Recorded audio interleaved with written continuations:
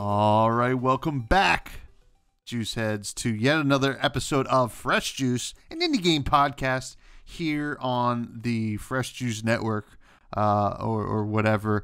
We are here at the end of the year.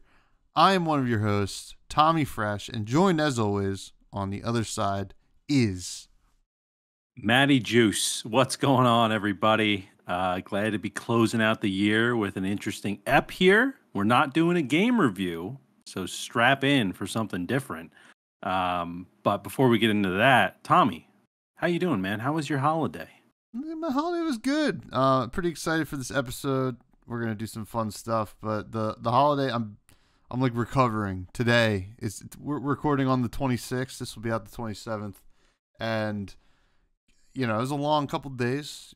We had our family Christmas on Christmas Eve, and that was like a long day because it started earlier than normal. Normally, it starts after 5. It started at 1. We didn't get there till 2ish.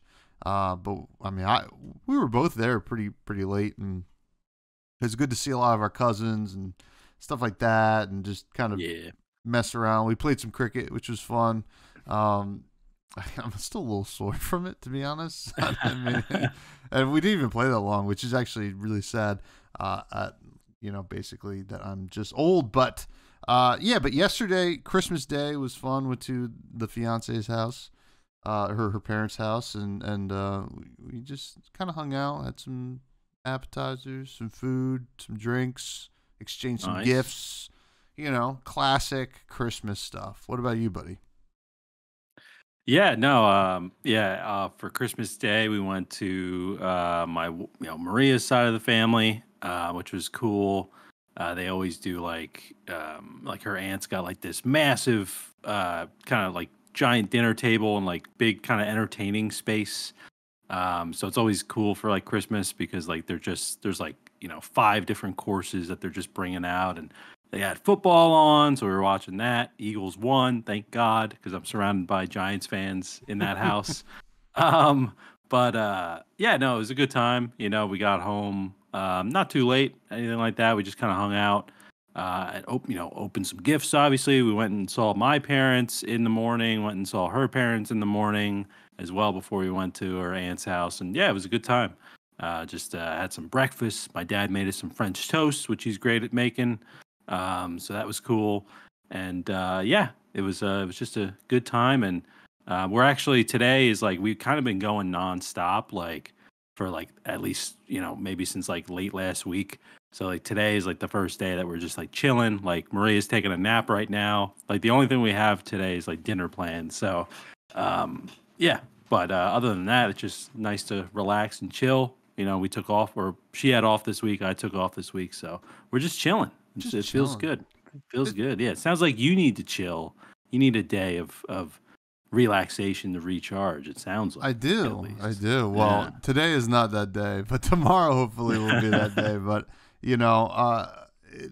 that's what this week is. This is the perfect week to kind of just sit back, try to recoup, get ready for the new year, and all that fun stuff. And also for us, rather than reviewing a game, we're gonna look at some Kickstarter games that maybe caught our eye, right? This is a good time to kind of, maybe you got a little extra cash from your aunt or uncle or whatever as a gift, and you're just well, maybe I'll throw this towards a game or something.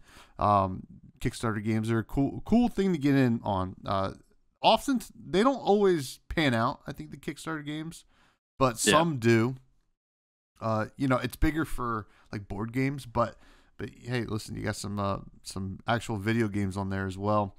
But before we get to that, and we have some news, but did you get anything fun for Christmas? Any cool gifts? It's got some cool stuff. I actually got a new webcam that I'm using right now. So if the listeners are watching on YouTube, I still have some settings I got to tweak with it, but looks nice. If you're watching on YouTube, it should look a little bit better maybe. So that was really cool. It's the Elgato face cam. So I've got a few Elgato products. They all kind of work with each other, which is cool. I was using some cheap I think it was a $10 Chinese webcam before. So it's nice to get an actual one that has a bunch of settings that are in English. So that's great.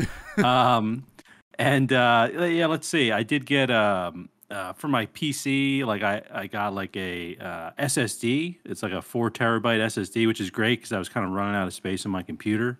So I'll be able to install that, and that's gonna probably take like a whole day just for me to like. I have a bunch of parts I got to move around and all that. So that was cool. Got some cool Eagle stuff, which is nice. Like a nice sweatshirt from like Mitchell and Ness, who's like a really great store in Philly and all that stuff. So and they also I got like these little golf ball set that's like Eagles. You know, it's got Eagles golf balls and tees and little like divot tool and markers and stuff. So that's pretty sweet. I'm trying to think like what else. I got some like some smaller stuff that's cool, like stuff for like in the shower. Nothing weird. Just like no, we want to know. just like this little like silicone scrubby thing that like you can soap up and like you can use it to like scrub everything, kind of like a loofah, I guess, in a way.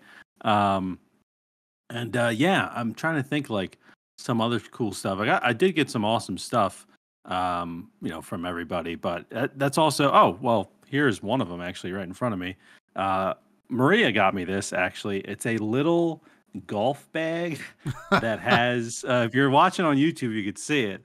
It's a little golf bag that has the clubs, and all the clubs are pens. Oh. They're different colored pens, and it kind of sits on like this little green that's like right here. So I need to find like a permanent spot for it, but I just have it right in front of me for now. But it's cool. It's like literally just a little like leather golf bag that I just have chilling there.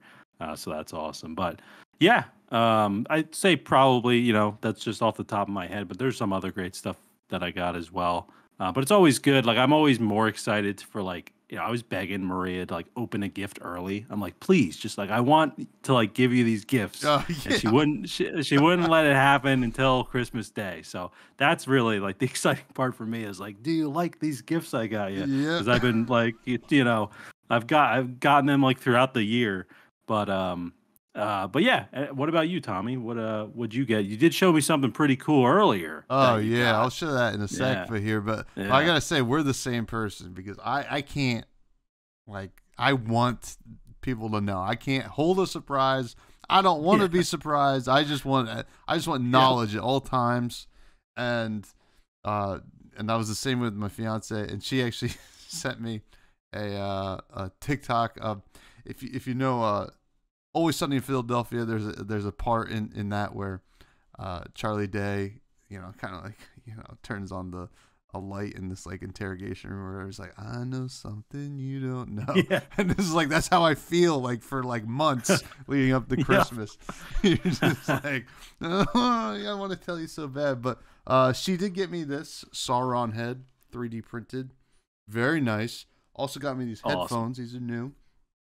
Who Oh, I believe nice. Hey. she had reached out to you about them. Yeah, I think we have the same brand. Look at that. Boom. Oh, wow. Maybe Audio Technica will sponsor the pod. If you're listening, we know you are. Shoot us an email. And actually, the headphones go right on the Sauron head. I got some slippers. I'm wearing them right now. Actually, pretty nice. I was like, Nice. I was like, what? I'm sick and tired of wearing socks around the house during the winter. I want some slippers. So, slippers were nice. Some other cool stuff. My sister had gotten me these little sake cups that she Nice. got in Japan when she was there. They're wood. They're like hand carved, but they were really neat. And That's then awesome. some other fun stuff here and there. But What else did your sister get you, Tom? what? Wait, what are you talking about? You sent me a Snapchat video of it. Oh And my I think god! the listeners deserve to know Yes, the backstory. Yes. 20 years ago, maybe almost 20 years ago, Maddie and I had, we've always been trying to make content, right? Like us and our cousin Dan. That's how you're framing this? Oh yeah. And we were like, oh, we'll make a rap, right? And you can look for the rap if you want. We're not gonna link it because it's pretty vulgar, right? It was pretty brutal for some teenage kids, but it was about Xbox 360, and it's a banger. Let's be honest, it's a banger of a song. And my sister sent it out to get made into a vinyl record, and I have a record player. And she like gave it to me. She's my favorite band's Trampled by Turtles. She's like, basically was like, oh, it's an unreleased demo for Trampled by Turtles. I was like, oh my! I was God. like, there's no way, because I would know. Like that's how much of a fan I am. Yeah. And I was like, what is this gonna be? And as soon as I heard the, I was like, oh no. And it was pretty neat. It was pretty neat. It was pretty. So crazy. if anyone can find it online, you get some internet points. Let us know if you can find it, because I don't think it's going to be easy to find. Personally. I don't think so. Even all the internet sleuths out there, I don't think it's easy to find. My dad and stepmom tried to find it, and they couldn't. But all they did was find videos of me from Flesh and Blood. Like, so. You know, good luck if you get it. Whenever we get merch for the show, you get a t-shirt or something, if we remember.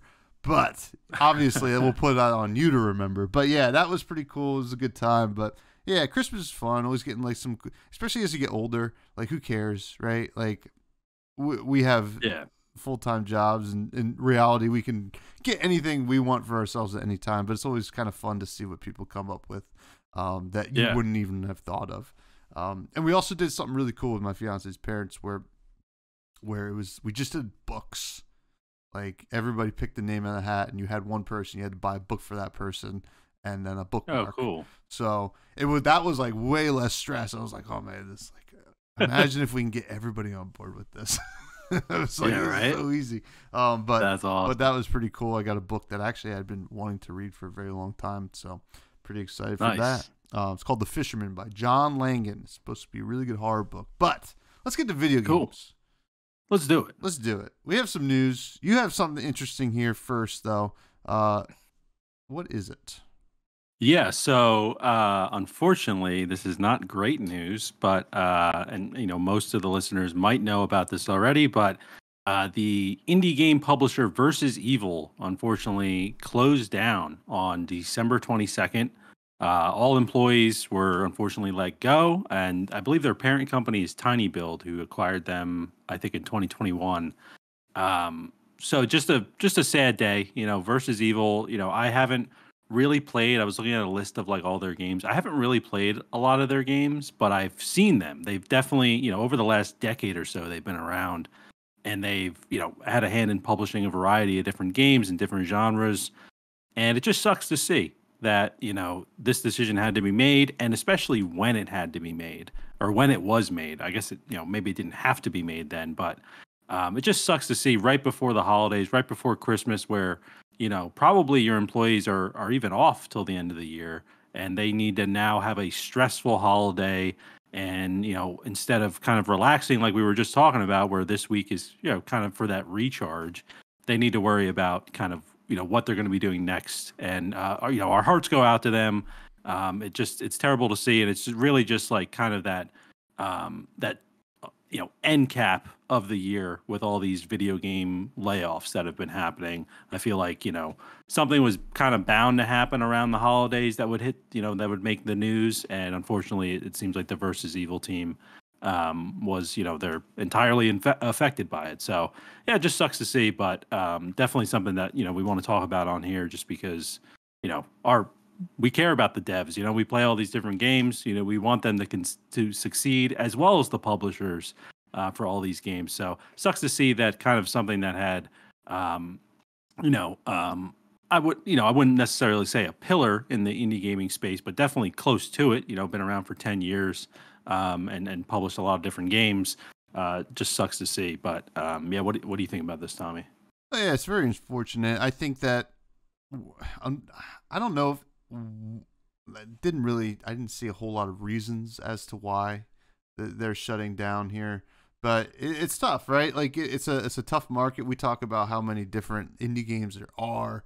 You know, it's a flooded market in a lot of ways. Like the really good ones rise to the top. I've heard of Versus Evil as a publisher, so it's kind of sad to see it go.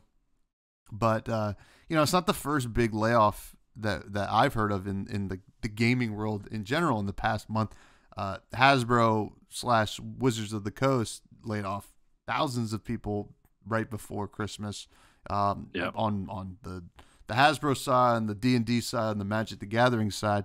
So these are happening, and it's sad to see. You know, you want good people to kind of be in employment within this like world that we really love. So hopefully that they find you know a good place to land, right? And hopefully that means that some other developers might just get stronger, which is good, or publishers or developers or whatever. They might just get be able to recognize that there's a lot of talent being released that they could, you know, buff up their stuff and hopefully, you know, make some even better indie games. So yeah, that's what you hope for. But we do have something that's a little bit more on the lighter side of things. There's a game called Slay the Princess that's kind of becoming a little bit of an indie hit, a little bit word of mouth. You don't hear a lot about it, you know, in publications or whatever, but you know, a lot of people are enjoying it. And the problem is when you're enjoying a game that's maybe a little bit more story or experiential or whatever, is it doesn't always translate when like you're watching a Twitch stream or whatever. So the dev took to Twitter and said, you know, a lot of people, it's awesome that a lot of people are discovering Slay the Princess, and they said the game is at its best if your first experience is playing it yourself instead of watching someone else's playthrough. This doesn't, I mean, this extends beyond Twitch, you know, like YouTube playthroughs and stuff like that. And they mentioned in the tweet, and if money is an issue, pirate it and buy a copy when you have the money if you liked it. Which is a cool thing, right? Like, kind of recognizing that maybe it's not everybody can afford it. We want people to experience it. More people playing it, more people talking about it is going to lead to us probably selling more copies. It's pretty smart, in my opinion, and it's kind of cool to see, you know, them at least say, hey, whatever, you know, pirate it, and hopefully we gain your trust as a customer.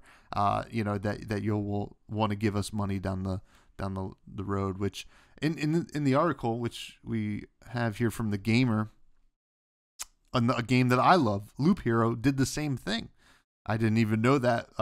You know, said, hey, you can pirate the game when it was coming out because it was unavailable to purchase in a lot of regions. I believe that's because the devs are from Ukraine. Obviously, that's been a pretty volatile area. So yeah, what's your thought here? And have you even heard of this game?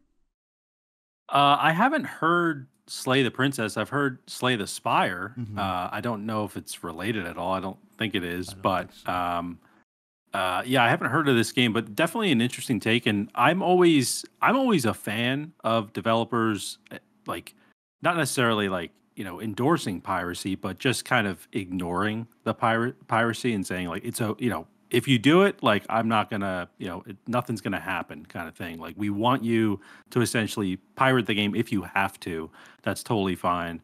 And that also shows like how much faith they have in the game themselves, right? Or I don't know if I'm saying that right, but how much faith they have in the game and how good the game is that if you pirate it, they still think that you're going to be spending money at some point because you're going to either love the game so much or love the developer so much that you're going to buy their next game or buy merch for this game or end up just buying this game in general when maybe it's on sale or something like that.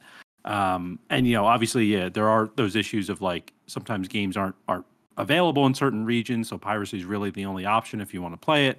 I do think it's interesting that like, you know, they're saying don't watch the game. I understand like kind of the first experience with a game can really kind of, you know, latch you onto it. But I'm also a firm believer of, you know, if you're on the fence about a game, you're not too sure, like go watch a little bit of gameplay, you know, just kind of see. I understand, you know, don't spoil yourself for the whole game. Like, for example, like, you know, Spider-Man 2 is like a game that I really enjoyed playing.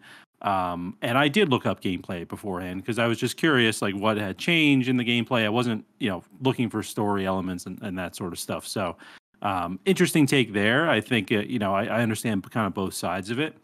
And this actually made me think about, because you mentioned Loop Hero. The first time I ever saw a developer like say that piracy was fine was actually Super Meat Boy back in like 2011. And I'll be honest, I pirated Super Meat Boy after they said that because like at the time I just couldn't, I guess I just didn't buy the game or whatever. I forget what the reason was. It was like on my Mac. Like maybe it wasn't available on the Mac or whatever. I don't know. But I did. But then I've bought Super Meat Boy probably 3 or 4 times since then on different devices and all that sort of stuff. After I figured out that it was a game that I wanted to play, and it's funny because back in 2011, like Team Meat, the developers for Super Meat Boy, basically just came out and said, we don't have a demo, so piracy is your demo. Like pirate the game, we don't care. You know, they're like, we don't shoplift, but we have pirated things before. So why are we gonna, you know, be a pain with people that want to pirate our game?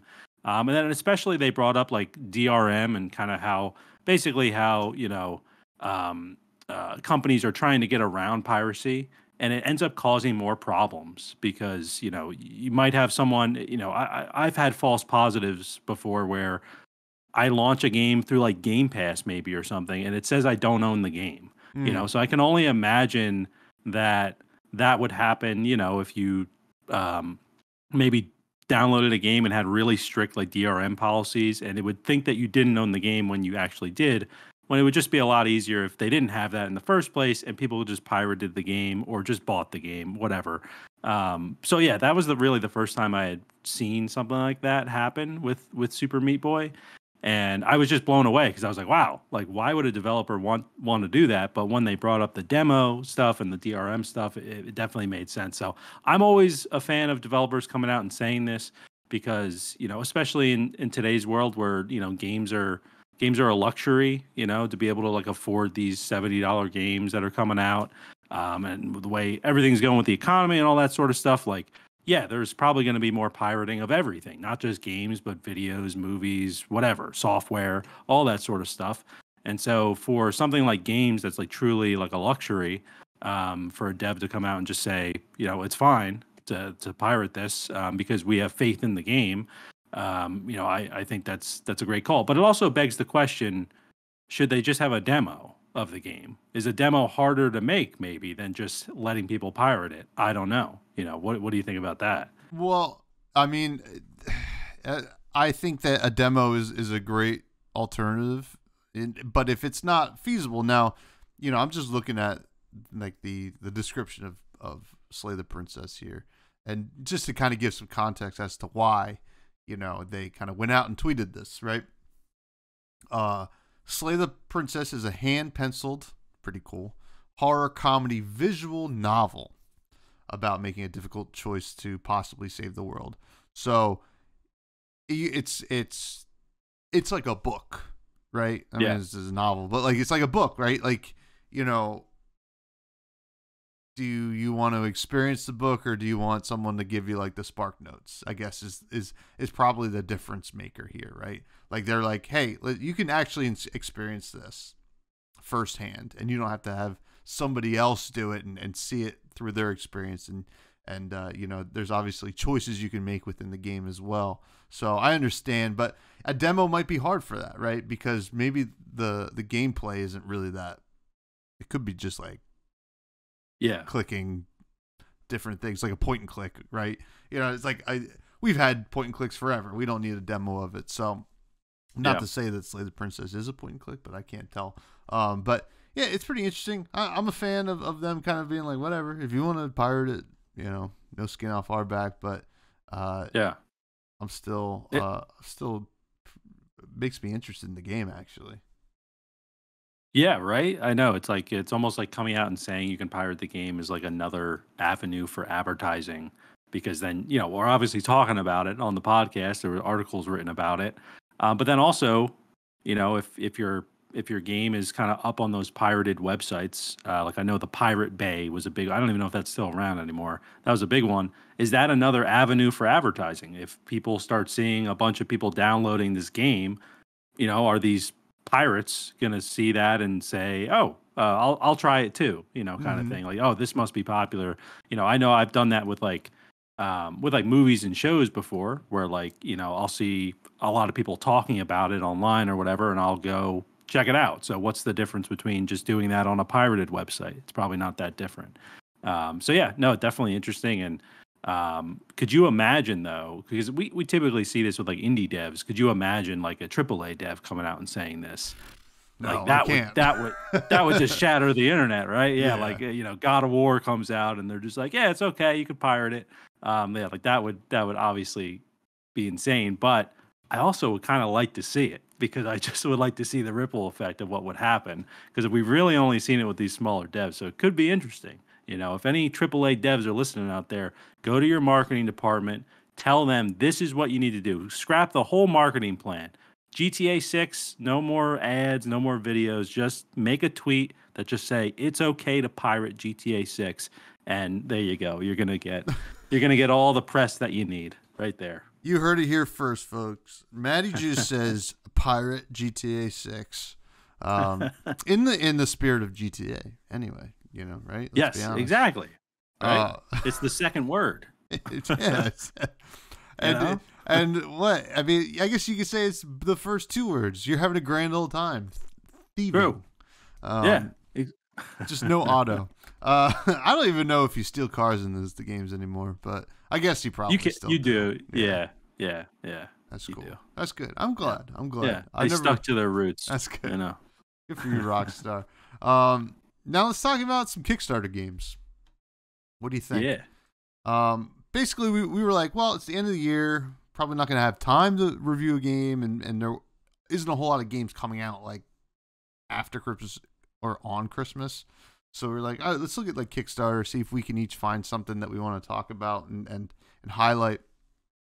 So the one that I want to talk about is a Metroidvania, which I'm a huge fan of Metroidvanias, and so it immediately drew me to it.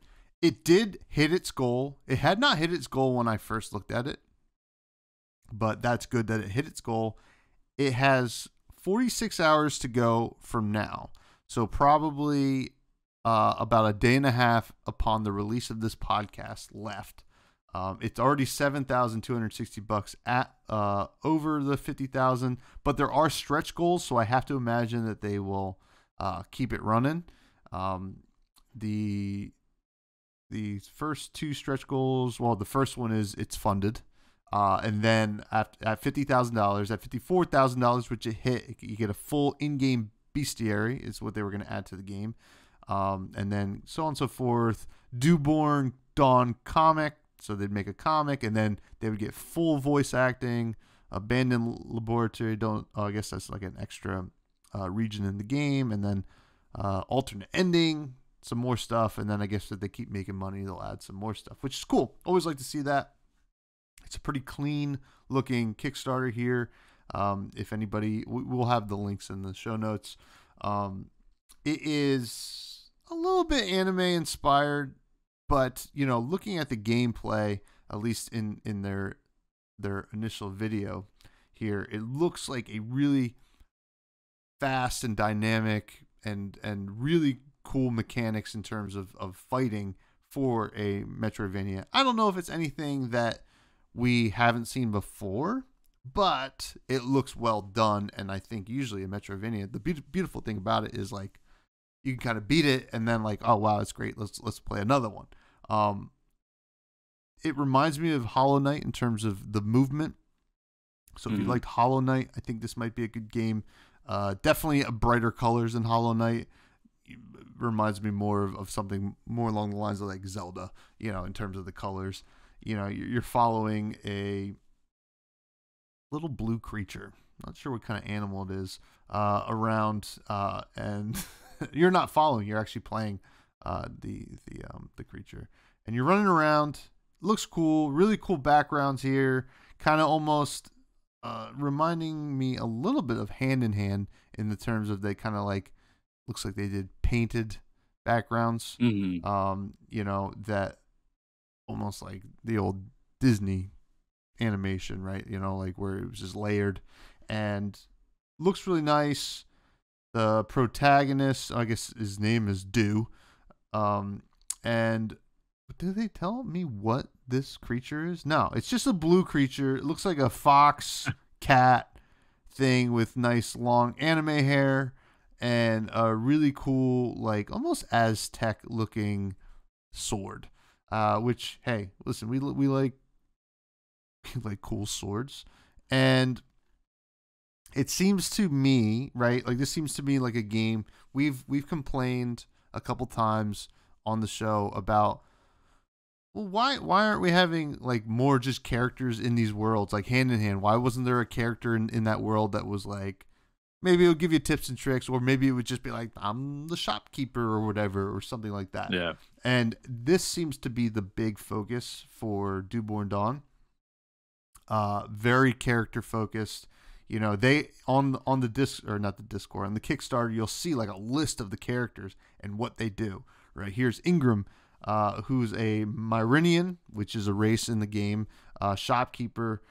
We have Nelros the alchemist. All these really cool things. So they have not only a commit, like a being really committed to the characters and the design. They look really cool. They also seem to have a deep in-game lore already set up. Like they're creating like races, Vatik, humans actually not created. That one's, we know that one. Kesmer, Drayline, like these are things I've never heard of. So obviously they are really putting a lot of thought into what they're doing with this game, and it looks like you can summon a lot of these characters to help you while you're playing, which is pretty cool. So yeah, I took a look at it, and this was something I was like, all right, I think I might back this project, to be honest, especially since I know it's going to hit, and, you know, I don't know. I love a good Metroidvania, so I'll be watching it for sure. Yeah, it looks really interesting. I was just checking out the Kickstarter page here, and it seems pretty sweet that the devs are Mythwalk Studios from Raleigh, North Carolina. Cool little town there as well. Been there a bit last summer, but it started as a small like dev team of just a husband and a wife, and now it's grown to like half a dozen developers and freelancers. So that's really cool as well. That it's kind of this like passion project from this couple. But yeah, it seems really interesting. I like it. It seems very like combo based with the combat, and even just like the movement. Like I was watching some of the little videos they have of kind of just progressing through the level, and you know you're jumping and you're hitting something, which then lets you hit something else so that you can kind of hop through the level a bit, which is really cool. So it's kind of giving that sort of combo combat, but in like an exploration kind of way, which is neat. And yeah, definitely. Even though the project does say it's you know it's trying to reach its goal by December 28th, it does say like in the FAQ that the current plan, and it's hard for them to say at this time. It says, but the current plan is to release it in Q4 of 2025. So there's definitely plenty of development time left and plenty of time to back the project. It seems. I'm sure that they're going to be doing an alpha and a beta. It seems like. And they're planning to release it, which is great to hear. They're planning to release it on Steam as well as on the Switch. So that's something that, like, you know, typically we're seeing when we talk to these indie devs, they're only going to be doing PC, and Switch is kind of an afterthought. So it seems they're at the kind of the forefront of that, which is great, because I think this game could succeed on the Switch as well. And yeah, it even does say, you know, you mentioned Hollow Knight. It does say like it's inspired by Hollow Knight. And what's interesting to me, it says it's inspired by Sekiro, which is a Souls-like game that's like based on parrying. So I wonder if there's like a lot of parrying that you can do in this game. And then it also, you know, it says it's inspired by Legend of Zelda. And then I was looking at a few videos of it, and there's a lot of secrets in the game, which is always really cool. Similar to like Dead Cells, right? Where you had like those hidden walls that you could go through, and kind of these little, like, especially like you get like different abilities that would allow you to access different areas of the map, which is cool, kind of unveiling those secrets. So yeah, it seems like a really interesting game. It is, you know, kind of on that anime sort of art style, but I feel like everything else around it is like not anime based. You know, I don't see any like awkward cut scenes of just like some anime girl that's like, oh, like, can you save me, or like anything like that, you know, which we have seen with some other games. And then the last thing that I noticed, that's a good sign to me, is that when you go to the Kickstarter page, they talk about the story first, and everything that's kind of inspired that. And then the next thing they get into is the music of the game. So before they even get into like gameplay elements or, um, anything else like art style, any of that sort of stuff with the game, they talk about the music and they have a few SoundCloud links that I haven't checked out yet, but I will after we're done recording just to see what kind of music this game has. But I think that's a great sign. It says that they've had people that were part of the London Symphony Orchestra, the London Philharmonic, which is cool, and then also like someone who's worked on Star Wars before, Star Wars Shrouded Destiny, which I assume is like an animated Star Wars because I haven't heard of it, but that's awesome. Star Wars has very epic music, so I'm anticipating that the music for this game is going to be really strong, which is often, it can be forgotten about, or just, there's been a lot of games where we're like, yeah, the music's kind of as expected. But then you get a game like Wizard with a Gun where the music is just awesome and it just like kind of elevates the entire gameplay experience. So I'm hoping, since they're talking about music so early, in kind of the description of the game, that's also, it's going to elevate the game to kind of another level.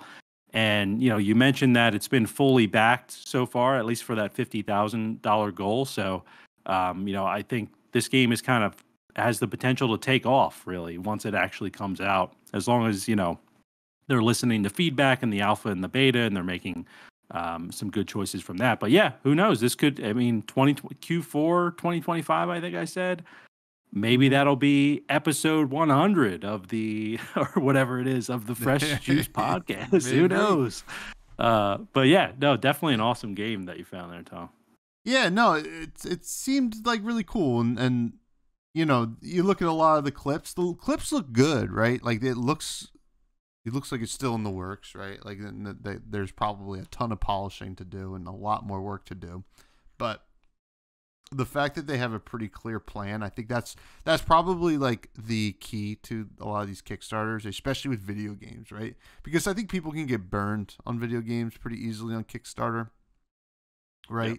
There's maybe not like less accountability, but there's like you can come up with some cool stuff to show, right, with a video game, and like if you don't follow through, well, it doesn't matter as long as the project was backed, I think, to a certain degree.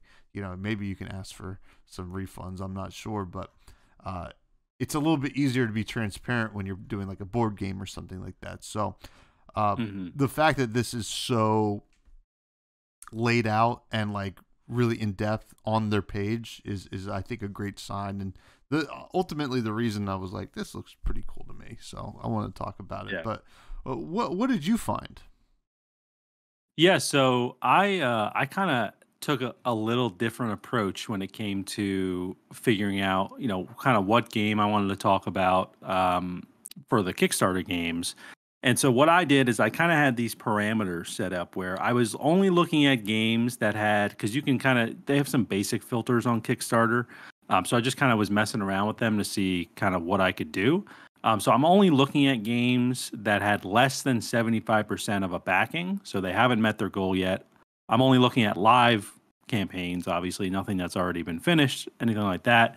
And then what I noticed, and I'm sure you did too, is that there's a lot of projects on Kickstarter that they have this big description for the game, but they have like 2 pictures, and like that's it, so there's no dev video, there's no gameplay video, there's no GIFs or anything. So those are obviously red flags, right? Like what we just saw with like Dewborn Dawn is like the complete opposite of that, where they have everything everything out there, that you can see. You can clearly see the games being worked on.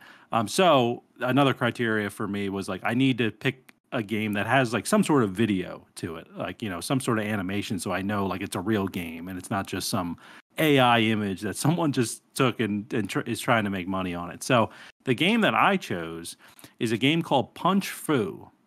Now, this is a game that is nowhere close to hitting its goal. It is at $618 out of a $30,000 goal. There are 4 days left to go. So by the time, it's basically the end of this year. So if you're listening to this and you have an extra like 30K lying around, I definitely check out the Kickstarter page. or if there's two of you listening and you have an extra 15K lying around, check out the Kickstarter page.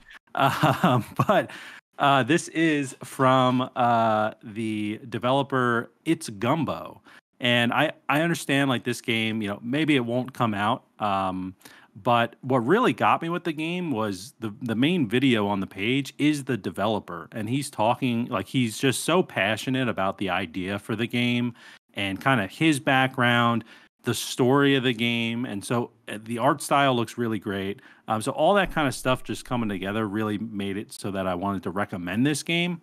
Now, they do say that, unfortunately, there's not like a lot of FAQs for this game, but if you look on their website, I believe it says that they are trying to launch in 2025. So even though they might not hit this Kickstarter goal, I have hope that they're going to still work on the game and release some sort of version of it in 2025. I believe that's what it said on their website. So essentially, just to give a rundown of what this game is, it's kind of that almost like a Teenage Mutant Ninja Turtles kind of fighting game, but it doesn't have like multiple characters. You play as the main character. His name is, I think it's Koa, Koa. And essentially, with the story with the game, which I thought was cool, is that he goes to all these different schools around the world, trying to find like the best kind of martial arts technique. And what he ends up realizing is that the best technique is just a really strong punch, like a right punch. So the character design, he just has a giant right arm and it's just huge. He's kind of like, he almost has like that Samurai Jack kind of vibe to him. For those of you who kind of, watch that show or even the reboot of that show. So what he decides is that's actually the strongest thing, is like a punch first kind of situation, that sort of technique. So what he does is he trains himself, he gets that punch down, and now he's going back to those martial arts schools and he's challenging all of the grandmasters in an effort to prove that like punch fu is the ultimate martial art. That's what he calls his technique. It's just called punch fu. And so I believe when you go to like each school, there's kind of like the top student that you have to face first. It kind of reminded me of like Pokemon in a way, right? Where you have to go to the gyms, So that's also another reason I was like, oh, this is kind of cool. And so essentially the way it works is like you build up your punch meter by doing like a variety of different things. You can, stringing together some combos without getting hit, dodging attacks, parrying attacks, landing some power punches, they call them. You can build up your punch meter. And then once you get your punch meter up there, you do that one punch. And that, I imagine, ends the fight. I'm not sure it's called like a power punch. So I just thought it was really cool. They kind of have some different punches that you can do, like Phoenix Punch, they call it, which it channels the spirit of like a mythical phoenix.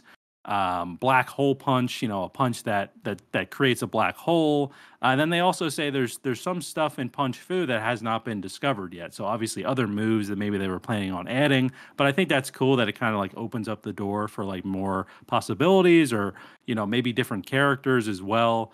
But I really love the art here. It's kind of I think they even so they say it's inspired by the Super Smash Bros. Falcon Punch, some Street Fighter Third Strike. I'm not entirely sure what that is, but I imagine that's a move. A dash of Lethal League. Not sure what that is either. And then some sprinkling of My Hero Academia and Spider-Verse, which the art is definitely, I would say, influenced by like Samurai Jack meets like Spider-Verse-y kind of art. I just thought it was a really interesting game. I do have they laid out their entire budget of everything. So they have like a $28,000 budget. So their goal is $30K. So it seems like it's not a game that's just going to run away with your money. They actually laid out kind of what they need, from a cost standpoint, which is great. I don't see a lot of Kickstarter campaigns actually just say, the developers are getting this money, whatever's getting this. Usually it's like percentages, but they're actually putting the cost there. So anyway, it's not a game that has a ton of like, they don't really have a lot of gameplay, but they do have some great imagery. And really, like I said, it was the video from the developer that kind of sold me on it. So they have a website. I'm definitely going to be following the game and hoping that it does come out. But yeah, so definitely, compared to Dewborn Dawn, doesn't have as much going on with it, but definitely something that I just thought was really interesting. Yeah, I mean, I thought Samurai Jack, as soon as I saw it, I was like, oh, this looks pretty cool. And Yeah. I love a nice little side scroller, like brawler, right? Those are tons of fun, like arcade action. I mean, I would love to see this show up at like PAX in a Yeah. arcade cabinet, right? That would be Oh so yeah. so sweet. And I mean, I don't know if there'd be any multiplayer. I don't know. I didn't see any of it mentioned here, but like, but that would be kind of neat to kind of like go, do these levels and maybe even take on the Seven Masters. Obviously, that reminds me of, yeah, you said Pokemon, but it also reminds me of like Tekken, right? Like you have to Yeah. like get through the arcade mode and you got to try to beat, I forget the guy's name. I think he's in Smash Bros. Now. It's always hard to keep up with who's in Smash Oh Bros. yeah. Anymore, but Yeah. you got to beat like the bad guy and yeah, I think it looks pretty sweet. I don't know if these images where Koa is like, I think they just took pictures of their, they don't have background yet because it just looks like Yeah. the pictures of the street, and then they just kind of Yeah. superimposed them. Which also, I mean, I wouldn't hate if that's like the direction they were going, right? Like where, oh, everything in this world is just like a movie except you controlling this character, which would be kind of Yeah. neat. And like maybe the other AI, like, or the other NPCs and stuff like that, or have to be probably animated as well. But it would be kind of neat. But yeah, really sweet. It looks pretty unique. I hope it does come out. I hope that that then they kind of have like a little bit of a blurb here at the end where, we're going to make this game no matter what obstacles we face, but having community support means a lot. It makes it much easier. Obviously, community didn't really show up. Yeah. But that doesn't mean this can't end up being a real hit, and it would be something I'd be really interested to review once it did come out. So really, really neat to see. Yeah. And I love the art style. I love the idea. I think, these kinds of games can really sneak up on you. You just gotta, I think what this Kickstarter's missing is a little bit of the fleshed outness we saw with the Dewborn Dawn Yeah. Kickstarter page. But that being said, I understand maybe it's still early stages and they got to raise the money first. But hopefully, maybe they get some outside capital that isn't Kickstarter. But yeah, really, really neat. Yeah, I'd love to see them, especially if they're not looking to release the game for a while. Maybe they're a little early on their Kickstarter right now. They Yeah. need a little bit more gameplay, flesh out that page a bit more. So who knows? Maybe we'll see Punch Fu kind of come back in 2024 with another campaign or Indiegogo or something like that. Because I definitely think there's potential here. And I would love to see some gameplay. I think that would kind of take it over the top and probably get a lot more people backing. But yeah, I'm glad you like it. I did have two honorable mentions as well that I can quickly kind of run through. I don't know if you had any as well. Well, I saw one of these that you had put over here, but I'll let you just run with them. They both look pretty cool. Awesome. Yeah. This is going kind of with the same criteria that I had for Punch Fu. So like the Lightless World is one of these games that's like a fast action roguelike co-op RPG. So it kind of looked like Diablo-esque in a way. But you play as like the arch demons in the game. So you play as the bad guys, which I thought was pretty interesting. So the art style seems really great for it. It's kind of dark and gothic. They've raised $1,288 out of a $95,000 goal, but the campaign doesn't end until February 16th, 2024. So there's definitely still some time to back this project. 51 days to go. And this one, they do have some gameplay, some gifts. It's a little bit more fleshed out. I'd say it's probably in between what we saw with Punch Fu and with Dewborn Dawn, where it has a lot of good information here, but it hasn't really kind of gotten that traction yet. Where it's still kind of a very small goal so far. So yeah, it just seemed really interesting to me. It kind of, I don't know what else to say other than like it's kind of like a dungeon crawler that's gothic and kind of has that Diablo vibe a bit. But you play as the bad guys for the Lightless world, so it seems interesting. I'm always into those sort of games. Hopefully they can reach their goal by the end of February and get to developing it. But what are you thinking about this one? Yeah, it's And is this definitely the one you saw? yeah, this is the one I saw. Okay. It's definitely something I'm interested in. Um, and they have some time here, right? They've raised just over maybe like 1.5% of their goal. $95,000 is the goal, and it would probably take for it to kind of get maybe some like outside marketing for this, because to be honest, like I clicked on it just because I was looking, but I didn't really like the banner. It's a lot of dark colors, obviously Lightless world, that makes sense. Yeah. And it does look really cool once you start looking at like the screenshots and the little like screen grabs of the game actually working. You're like, okay, this looks like a pretty cool Diablo like version of something that you would want to play. And I think if people see the page, they'll be much more willing to pledge, right? So Yeah. I hope that they get there. They have more room, and I don't honestly know what the typical lifespan is like for these games. Like on Kickstarter, like does it start off hot? Is it supposed to be like a pretty steady get to the goal throughout the lifespan of the campaign, or does it all happen towards the end? So Yeah. I do hope it gets there, but yeah, looks really neat. Something I would definitely play.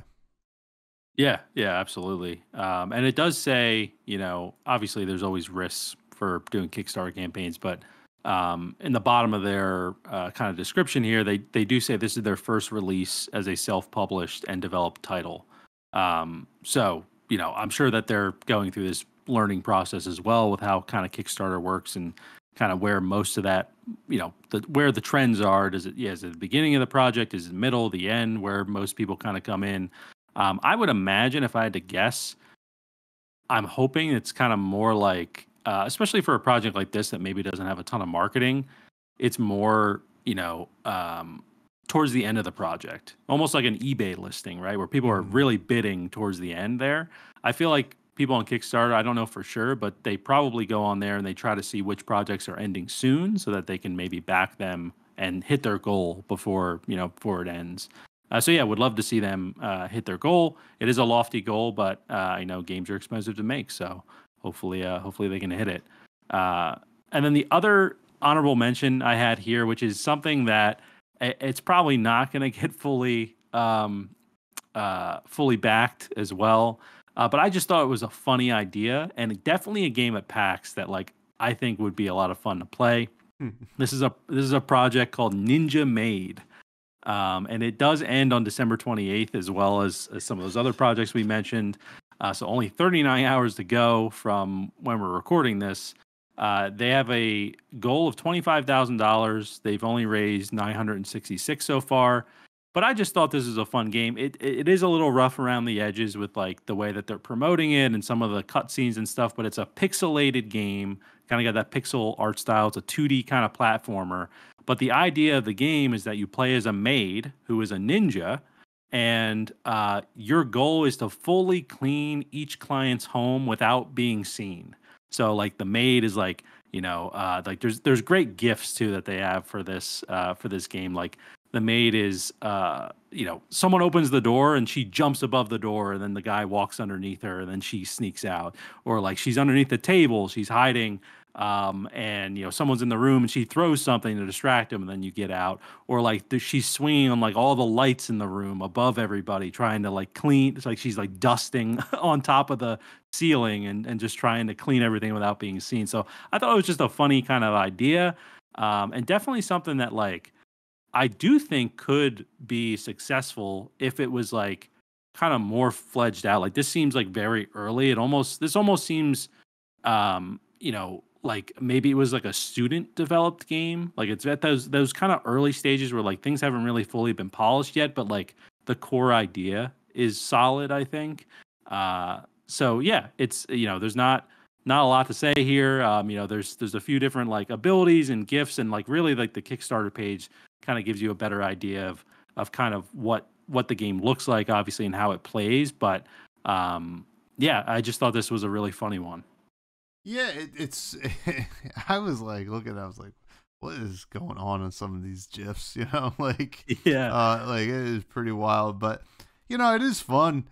Yeah, I think it's just a little too the page is a little too sloppy, and I think that's probably why they're at, because it's a really fun idea, and I think yeah, that like you gotta we'd have to take like a little bit of a jump, like a leap of faith with this game if you wanted to back it. I feel like, but it does yeah, look like a lot of fun. But I think these like really almost like this is almost like 16-bit or something like that. These yeah, the clunkier pixel art games that you got to find the niche and you got to really speak to them and get to there. But I hope it ends up being something, because or at least maybe transforms into something else with the developer kind of saying, well, the Kickstarter didn't work, maybe we go back to the drawing board and try to make this something that people will want to support. But yeah, I don't know, man. Pretty cool stuff. I mean, Kickstarter is a lot of fun. I love going through Kickstarter. Yeah, definitely. And that like that last game Ninja made, it's one person that's making that game. So it's like it's almost like it's the virtual PAX for us, right? Yeah, like hopping on Kickstarter and kind of going through all those games. So yeah, it's definitely something I'd love to do more of. Maybe every few months we kind of check in on Kickstarter and see what's going on. And obviously the listeners, let us know, like if are we explaining these games well enough? Like does it feel like you need to go check out the page to really understand what we're talking about? Like, let us know. This is the first time we're trying this out, but I really do like the idea. So, and shout out to Tommy for the idea. All right, I want to make it clear he gets full credit for the Kickstarter idea. So if we blow up from that, I'll make sure everybody knows. Yeah, and guess what? We're gonna start streaming Kickstarter page reviews and roasts. No. Yeah, that'd be kind of fun, actually. It would be. But yeah, no, I'm glad we looked at them. Some of these are pretty cool, and I hope that I'm interested, and I love a good Kickstarter game. I bought a Kickstarter or a board game that started on Kickstarter for my fiance for Christmas. I can't wait to dig into it, because I always love something that like succeeds in like that kind of busy world of Kickstarter. So yeah, very cool. Now it's the end of the year. We didn't review a game, but I thought it'd be nice if we just kind of talked about some of our favorite games from the year, and some games that you revisited and remembered how good they were this year. So as opposed to doing a review, and then we'll say our goodbyes and we'll see each other in the new year. Does that sound? Sounds good to me, Tommy. Tell me your top games. I'm curious. Top games. So I realized that I didn't play a ton of good games this year. I don't think, but I have 3 games that I 2 of them we reviewed, and then the third one was before we started doing the podcast. But the 2 that we reviewed was Leica, that Motorvania. I love that game. I keep picking it up again. When I get a chance. I'm sitting at the PC. I'm like, I don't have anything to play. I might as well just try that again. And love Leica. That was so cool. It was like right up my alley, and it really scratched all the right itches, as they say. And also Cocoon. I know I didn't give it a certified fresh juice, but I did really enjoy the game. And maybe I was trying to be like big man on campus, first episode of the podcast. So I can't give it a certified fresh juice right away. Like one of those teachers, no such thing as 100.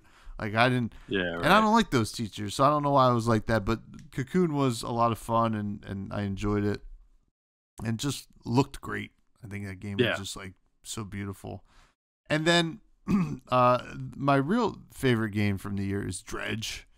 Dredge was so cool. We talked about it a little bit. It was nominated for Best Indie at the Game of the Year Awards. so unique, a lot of fun, had some humor to it, and also like some stressful horror stuff going on. But it was unlike any game I've ever played before, and that's what I always like. But what about you? What are some your favorite games from the year? Yeah, no, that's a great list. I still need to try Dredge. I know. I will. I'll get to it. Do it. But yeah, my top games, I have a decent size list here because I do feel like there was a good amount of stuff that I played this year that just I thought was awesome. And obviously it's outside of the indie scope as well. Some of it's indie, some of it's not. So talking about like the indie games, Cocoon is definitely on my list. I gave it the certified fresh juice, like you said. I just loved, everything about that game, the atmosphere, the puzzles, just everything. The length of the game I thought was great. It was only around like 4 hours or so, 4 to 5 hours. So, yeah, loved Cocoon. I also put on here. I know I've talked about Lies of P as well, which is kind of that Bloodborne inspired game, kind of that Souls like that came out this year. Another great indie that really just I think kind of rejuvenated a lot of people's interest in Souls likes again. Like obviously people were talking about Elden Ring for a while when that came out, and now it's kind of been dormant a little bit, like the Souls kind of community. So Liza P kind of helped rejuvenate that, which is cool. And then Icarus. This is a game I really haven't talked about a lot on the podcast, but it is an indie game. It's a survival game on Steam. That really just it didn't. I don't think it even came out in 2023, but that's when I played it. And that's when I bought it. And it has really great systems, mechanics. It has great graphics. Just everything about the game. I believe it's still in early access, but everything about it, I just really enjoyed. It did have a learning curve to it, but if you're into survival games and something that's maybe more on like the sci-fi kind of side of things, I would definitely say Icarus is a good one, especially if you're playing with some people. It's a lot of fun. And then two more. Well, no, sorry, not two more games. We have Viewfinder. I'm going to try to get through these as quickly as I can. So Viewfinder is a game I had a lot of fun with. That was definitely like I'm putting it in my top game list because of the mechanics of the game. So that is a indie puzzle game that came out where essentially you have a camera and you're kind of going through this like very weird world where you need to like line up the perspective of your camera. You take a picture and then you can walk through that picture as long as like the perspective kind of makes sense in the world. So I thought it was a really unique idea. I don't think it's a very long game. I didn't end up beating it, but I did play a good amount of it. And yeah, Viewfinder was definitely something that came out this year that I never thought I'd really be playing a game like that. So that was cool. And then just a few more here. Last in the indie kind of space, and I think maybe they're technically indie, is the Once Human beta. Once Human's been a game I talked about. It was in my rec room last week. I've just been having so much fun with that game. Like I think that game is going to become like one of my main games when it comes out next year, and it's just been a blast. I believe they're indie, but don't quote me on that. I haven't really looked into the developers too much, but it's just been a blast.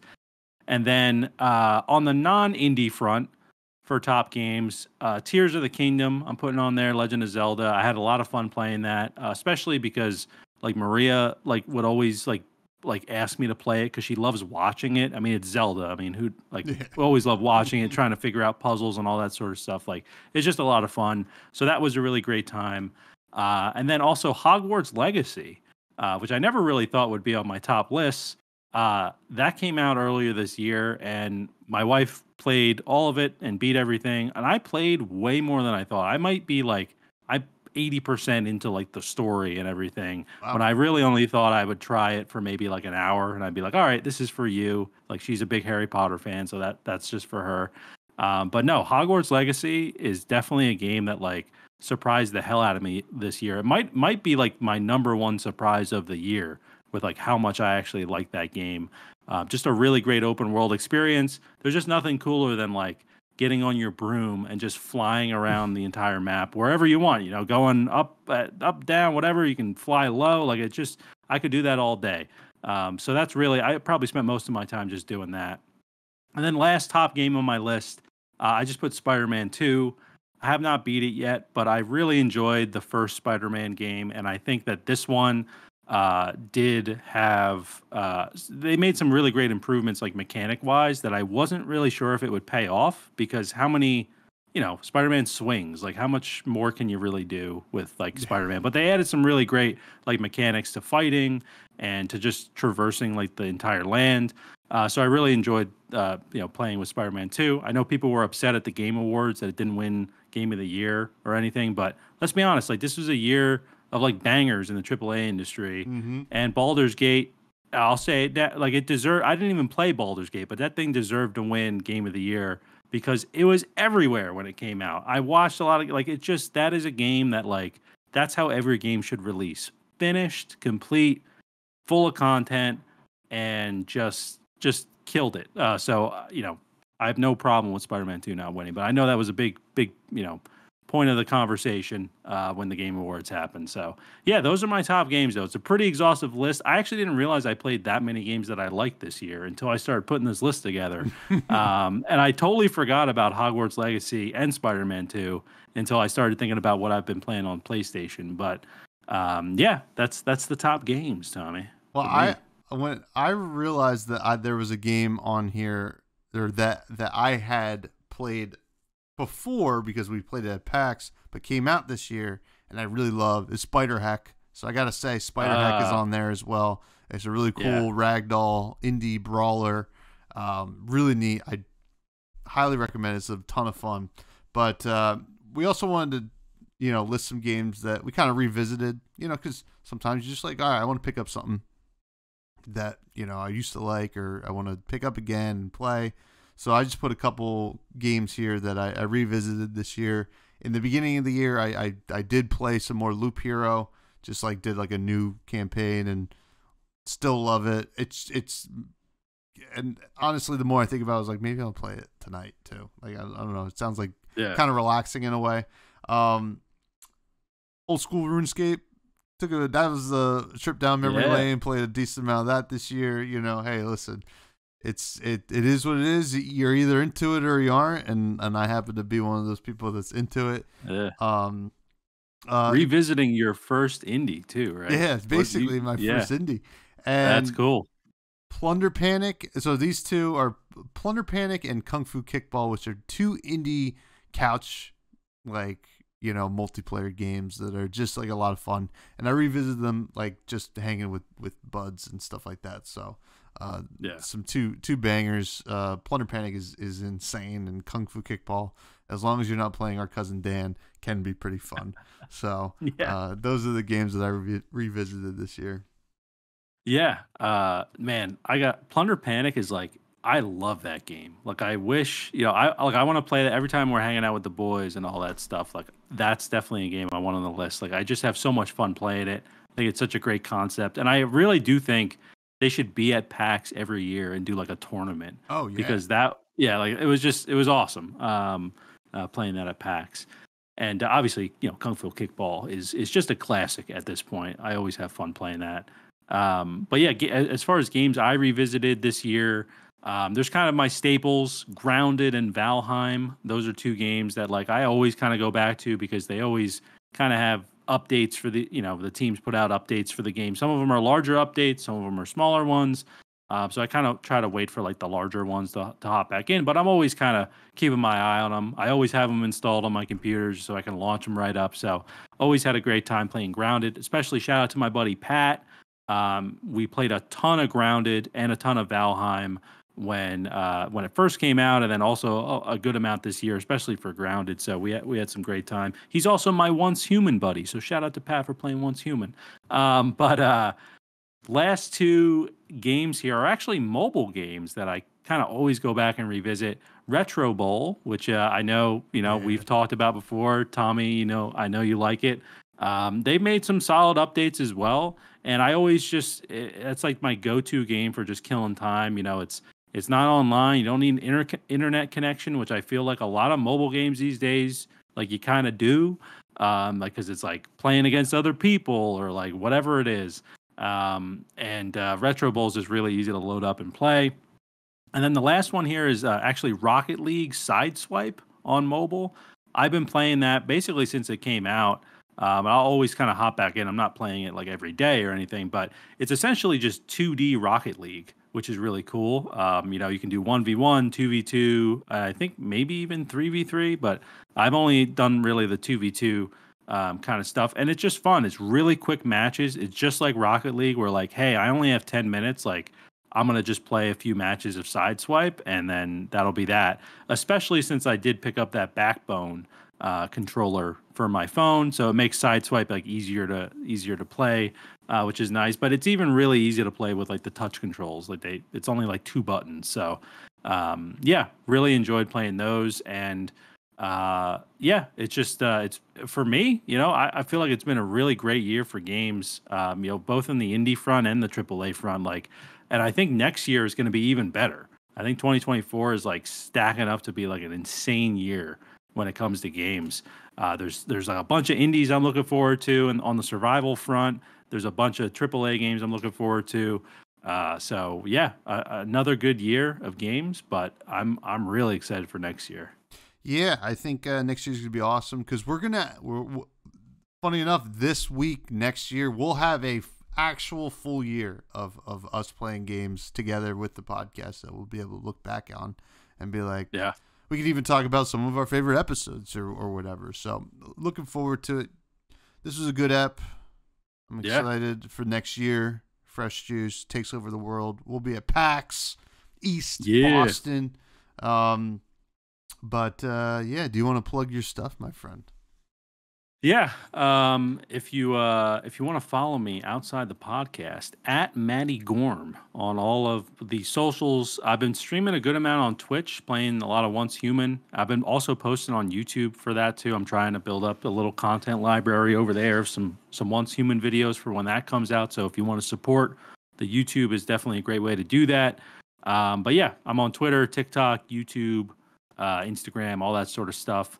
I also do want to say, since we didn't give a rating this episode, this is a certified fresh juice episode. Amen. Right, so there we go. But Tommy, plug your stuff in. If you want to follow me outside the podcast at Fresh Buds Pod, where I am, I have my other podcast, Fresh and Buds, which is for a indie trading card game called Flesh and Blood TCG. If you check out my YouTube over there, I will be spoiling a card for the new set that's coming out in February. On my YouTube channel, which is very exciting. I do have to film that and figure out what the heck I'm doing, but it should be a lot of fun. But other than that, please follow us on all of our other socials at Fresh Juice Pod, Twitter, YouTube, TikTok, Instagram, Friendster, Dropbox, Truth Social. Blue Sky, is that something? I don't know. But something. Hey, Happy New Year to all the juice heads. Thank you for all your support, and see you next year.